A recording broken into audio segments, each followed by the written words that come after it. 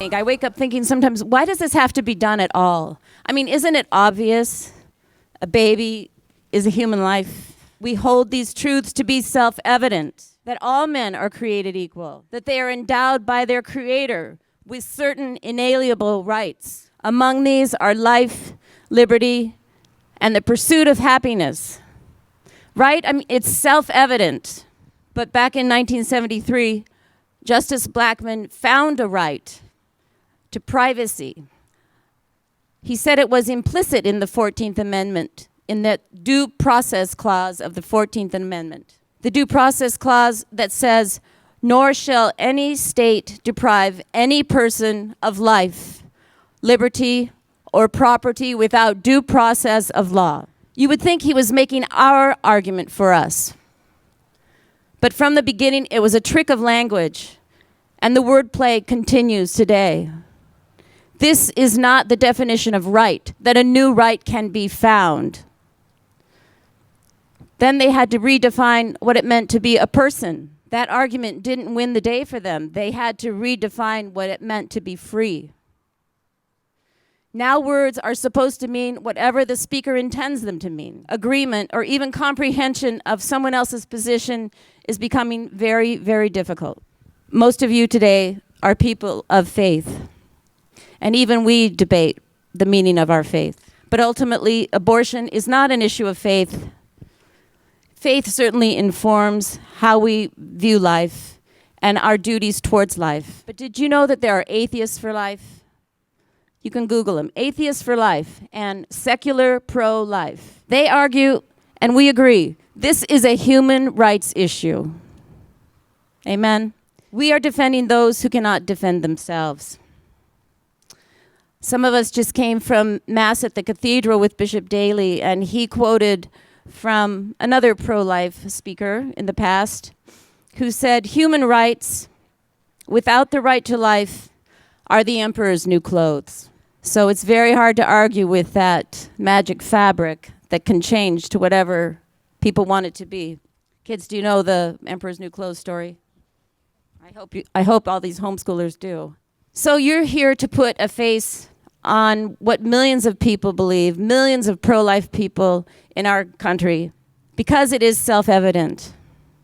Life, human life, begins for all of us in the womb at conception. And I appreciate you all coming here today with your families.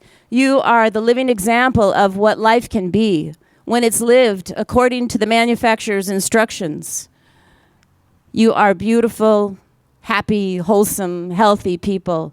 Thank you for being here, for your generosity, for your involvement. And I hope you all get a chance to get under the tent and look at some of the people in our community who are doing the real pro-life work of helping the woman in her crisis, helping her beyond the birth of her child, fundraising, counseling. It's all under the tent. So please make sure that you get here to see our tent vendors. And before I introduce our speaker, I'd like you to please welcome a local pro-life heroine who is the executive director of Life Services. Glendy Loringer has been at Life Services for 2 years, and she'll tell you a little bit about her work here, but I want you to pay special attention to what she has to say about the host family program. Glendy. Thanks, Charlotte. Hey, I want to just first thank you all for being here. This is a big deal for you to be out here in the cold and to take an entire morning to take a step forward. Pro-life, pro-choice, it's gotten really political, really polarizing, and yet we aren't called to be popular, are we? We're called to take a stand for what God stands for, and so thank you for being here. Just real quick, Life Services has been around in Spokane for 27 years, serving the needs of those who are facing or have faced an unplanned pregnancy. And we do that through our clinics. You'll see our My Choice clinic, our mobile clinic right across the street. We also have a beautiful clinic on Ash Street where we seek to answer or bring an answer and a solution to any reason a woman may have to feel like she has to have an abortion. We hear all the time, every day, with the 1,500 gals that we see through our clinic, that they feel like they have no choice but to have an abortion. And we get to speak into that, and we get to pray into that. And so we also have a maternity home on site for those who don't have housing. have nowhere to go when they're pregnant. And we get to come alongside those women through their pregnancy and beyond. And then we do post-abortion care. So for those 1 in 3 of us who've had an abortion and are still hurting, we get to speak into that and help point them back towards the healer, who is Jesus Christ. So here's how it involves you. One of the things that we want to make sure is that we don't condemn a woman towards poverty because she chooses life and she has the courage to choose life. 40% of those living at the poverty level in Spokane County, though, are single women with kids. Most of the times they're right around 28 years old. We see 12 to 29-year-olds in our clinic all the time. What we seek to do is make sure that those girls, those ladies have a healthy start, and it involves the community. We can't do this alone. We're one maternity home that can take in 6 girls at a time, and sometimes they're there for 9 months with us. So we are also a licensed placing agency where we recruit and we train host homes, people just like you who have an extra bedroom, and they have a heart to take in a woman and her baby and help her find healthy new steps, help her sever some of those behaviors or those reasons that brought her to our doorstep, and then help her find community. And we know the communities in the church and in our parishes, right? We want to have our young women who've been so broken and stood with such courage and given life to their babies. We want them connected in the church. And here's the other piece. We want them connected with the fathers as well. We're launching a fatherhood program, so all of you gentlemen out there, we need mentor dads to help stand alongside these dads, because it's not just about the mamas and babies. We've forgotten the third equation, and that's the dads. Those dads have hearts to stand for life as well. So that's who we are. If you're interested in host homes, we have some respite parents with us and our maternity home director who recruits and trains all of our host homes, and we would love to talk to you about that. But in order to really make a difference in the women whose lives or who are standing for life, we need this community, and we would welcome your support. Thank you.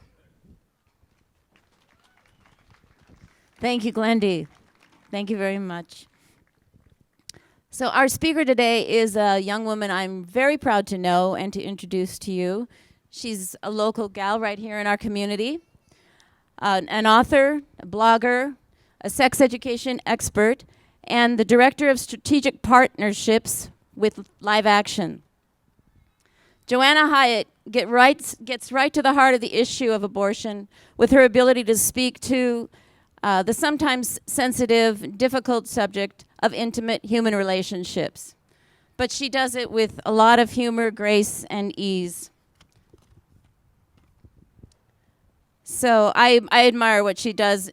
It's such necessary work, and it really gets at the heart of what we need to do to reclaim our understanding of the true nature of human intimacy. Joanna.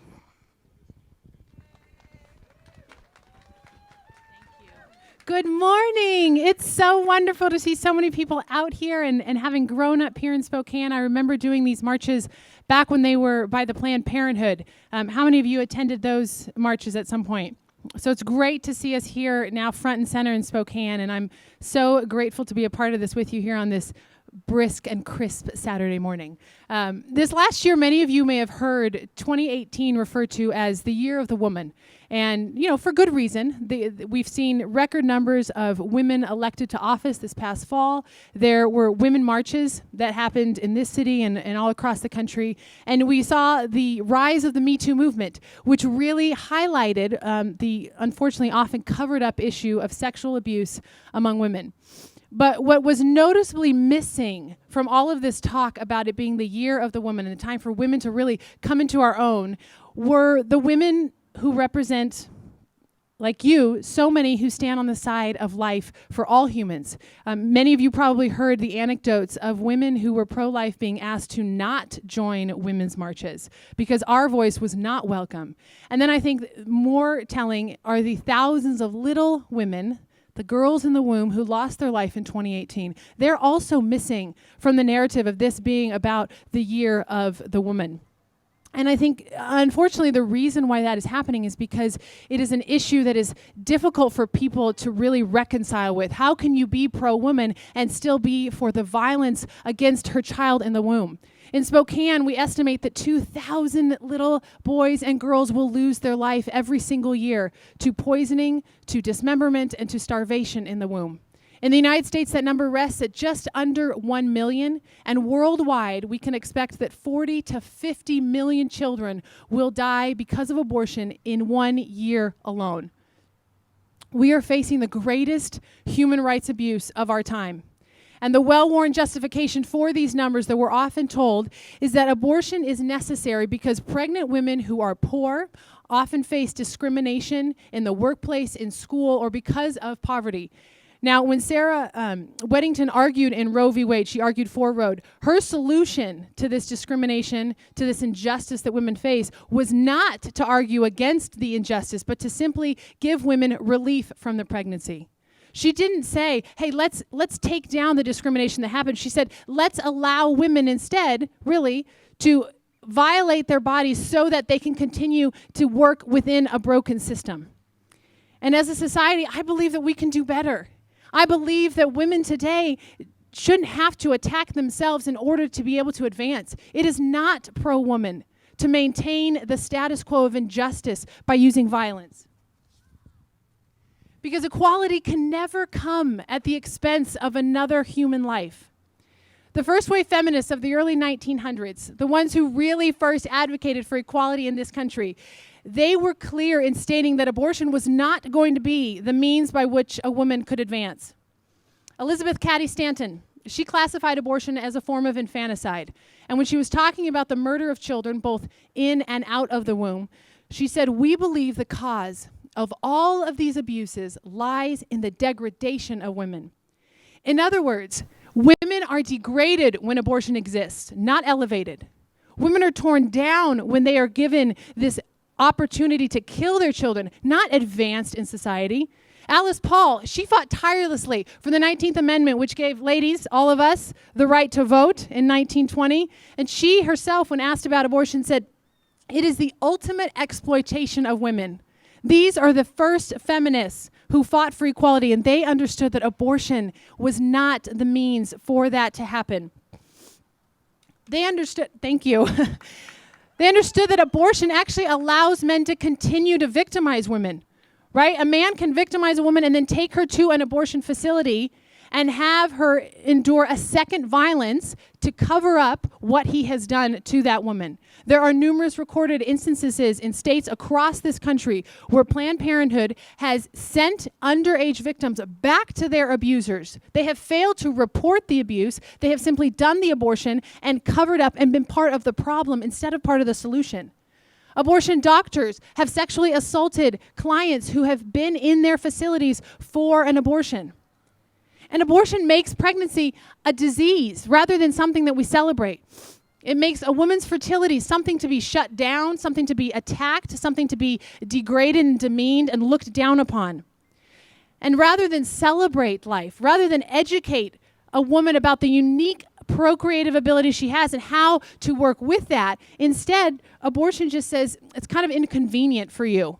So let's help you take care of this, quote, problem of a pregnancy.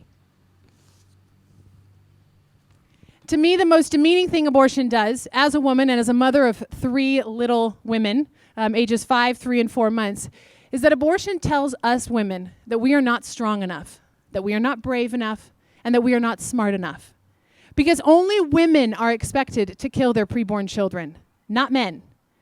Only women are told that without access to abortion on demand, we may never achieve our dreams. We'll never pull ourselves out of our circumstances, and we'll never realize our full potential as a woman.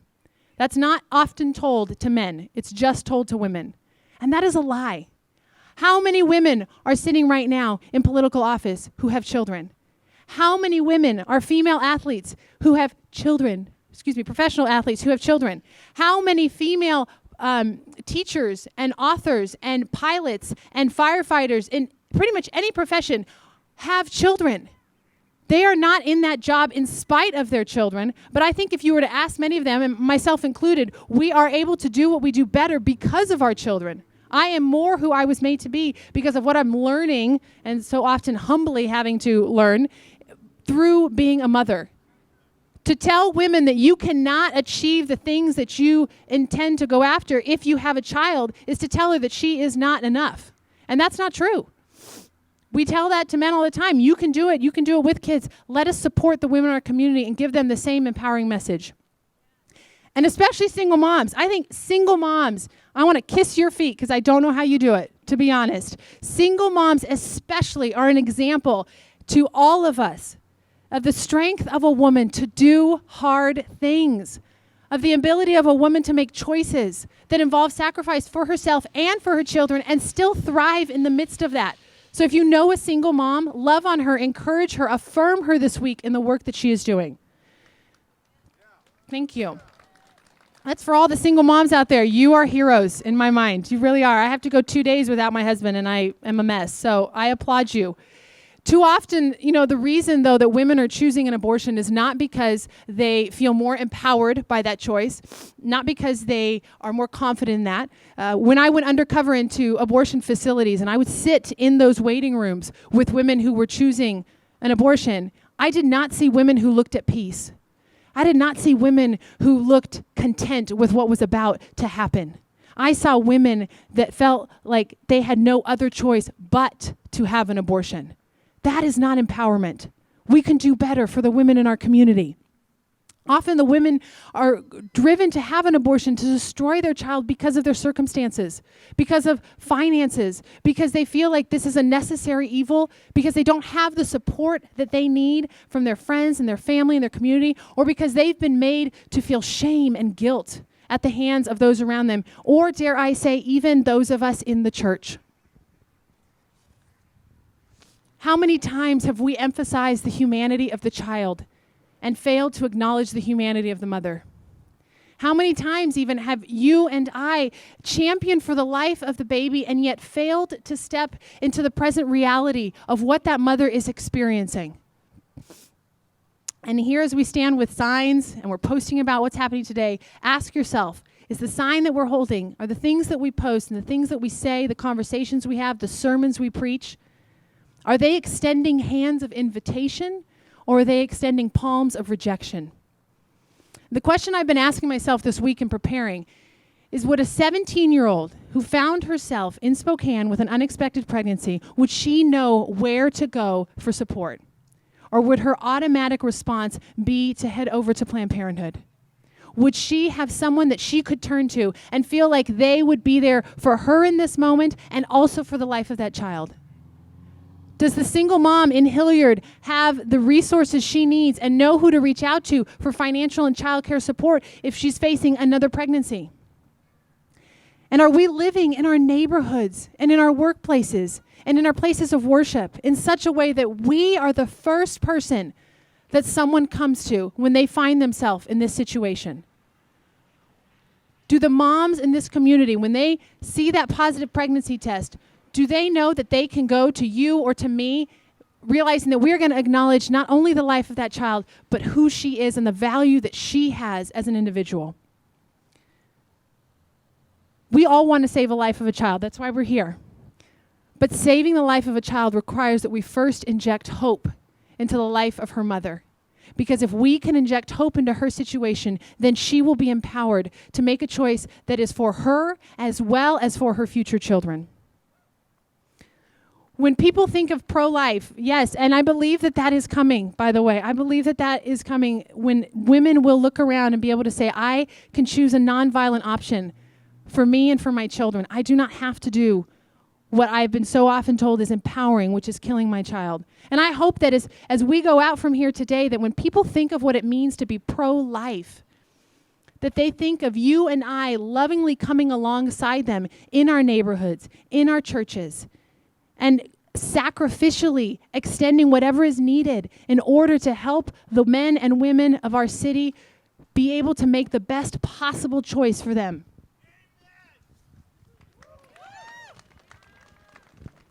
The fight to control abortion is a narrative that is going to be won by love and compassion in the face of fear and hostility and shame. The question is going to be whose version of love and compassion is more authentic. Because those advocating abortion try to paint themselves as being for women by trying to free them from the shame and the guilt of their past choices. But as long as they advocate that a woman attacks her own body, as long as they advocate that a woman turning against her own children is acceptable, or that a woman violently sacrificing a part of her humanity in order to pursue her future is necessary, they will never be pro-woman, because that is not what it means to be pro-woman. It is in championing the value of women and her child and her children, in celebrating all women from the womb and beyond, and not asking her to compartmentalize who she is, that she will then be able to fully experience what it is to be in a culture that supports her as a woman. And this is what makes us pro-women. This is why I'm so excited to be here with you this morning, because this is what's going to be inviting and exciting to people to join us as they see that we are here for the child, for the mother, for the father, because as a community, we are affected whenever a woman chooses an abortion. It is not just her problem. It is our problem as a city and our opportunity as well. So we will not be convincing people with facts. We will not be convincing people with just good laws. If Roe v. Wade got overturned tomorrow, let's be honest, abortion wouldn't end, right? The circumstances that drive people to have an abortion will not be finished. So we as a community have an opportunity to step into this place and love people in such a way that abortion will become unthinkable, that the facts will simply be empowered to help a woman because she'll have the information, but she'll also have the support. Because if I'm honest, I would not be standing here did I not have the support of people growing up. And not a single one of us, I think, if we were honest, would be able to say that we are here on our own accord, right? And that's what every person deserves, is to have a community of people coming alongside them, lovingly encouraging them, teaching them, instructing them, and that's what's needed. That's what it means to be pro-life, is to be for the life of the people that we are around. So I ask you today, how can we love our city well? As you head out on this march and then you go back to your neighborhoods, be thinking of ways that you can tangibly be involved. Get plugged into these ministries that are over here. Consider going a little bit outside of your comfort zone, signing up for 1 hour of prayer with 40 Days for Life. I'm running that, so that's a shameless plug. Volunteer at one of these pregnancy clinics. Get involved in the Respect Life groups in your parishes, in your churches, and take this from one march to be something that we live out. Because today, we're only against one thing. We're against the violence that abortion is and inflicts on a woman and child. But we are for so much more. And we don't march today to shame or condemn. We march, though, for every woman who has wondered if she's all alone and has people to help her. We march today for the day when every life will be valued, regardless of how it was conceived, regardless of its mental or physical abilities, regardless of its current circumstances or future potential. We march for every single life.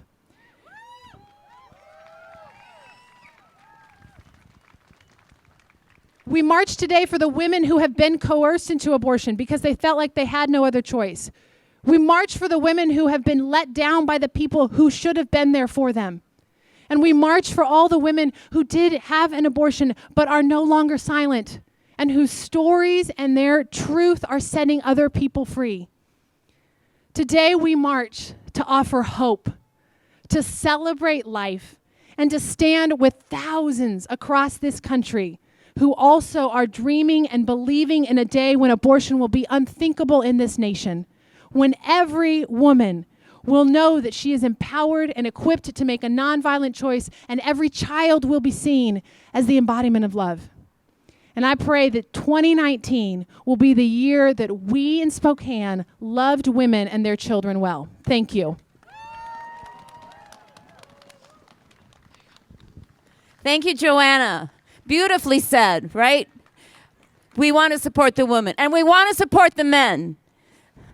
Men are made to be providers, protectors, to defend us. So we want to raise them up too. And thanks to, remember Glendy's message about the fatherhood program and the beauty of the host family program. Please prayerfully consider that option.